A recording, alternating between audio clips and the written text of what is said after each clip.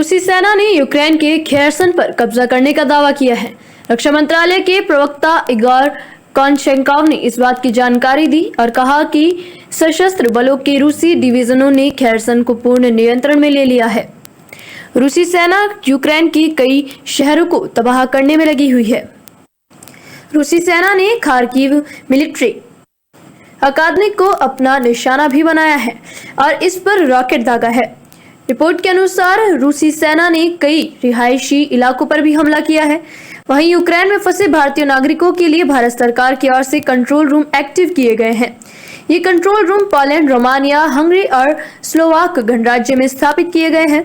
ये देश यूक्रेन में सीमा साझा करते हैं।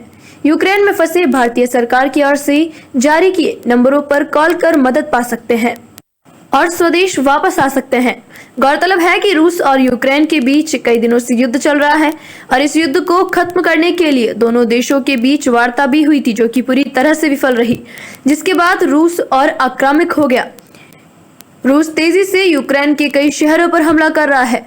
रूसी सेना ने यूक्रेन के शहर खार्किव में स्थानीय सरकारी मुख्यालयों पर बड़े पैमाने पर हमला किया है, जिसमें कम से कम 10 लोग मारे गए हैं।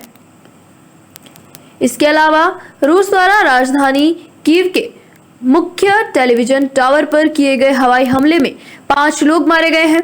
टेलीविजन टावर पर किए गए हवाई हमले में राज्य में प्रसारण बंद हो गया। राजधानी कीव में हो रहे हवाई हमले को देखते हुए यूक्रेन की राजधानी कीव में भारतीय दूतावास को बंद कर दिया गया है। सूत्रों के अनुसार कीव में भारतीय दूतावास को यह सुनिश्चित करते हुए बंद किया गया है कि वहां अब कोई भारतीय नहीं है। यूक्रेन में भारतीय दूतावास के राजदूत और अन्य स्टाफ युद्धग्रस्त देश के पश्चिमी हिस्से की ओर चले गए हैं। वहीं रूस के हमले में मंगलवार को खार्किव शहर में एक भारतीय छात्र की मौत भी हो गई है। कर्नाटक का रहने वाला नवीन शेरखप्पा राशन की दुकान पर गया था। बताया जा रहा है कि वो राशन लेने के लिए खड़ा था, तभी रूस सेना की ओर से एक प्रशासनिक भवन को निशाना बनाया गया। इस हमले की चपेट में आकर नवीन की भी मौत हो गई।